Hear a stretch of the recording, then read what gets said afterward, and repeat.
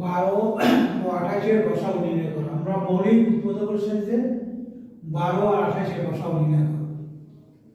12 এর মৌলিক উৎপাদক সমান 2 গুণ 2 গুণ 3, 2 দুগুণে 4, 3 4 12, 28 এর উৎপাদক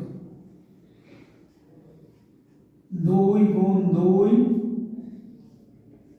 গুণ 7, 2 দুগুণে 4, 4 7 28।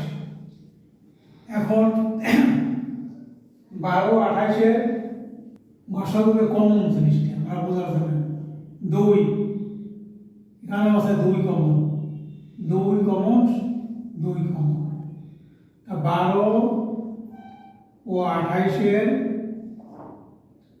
এর গসাগু 2 গুণ 2, 12 28 এর মধ্যে কমন আছে 2 2 বার কেটে, তাই 2 দুগুণে 4।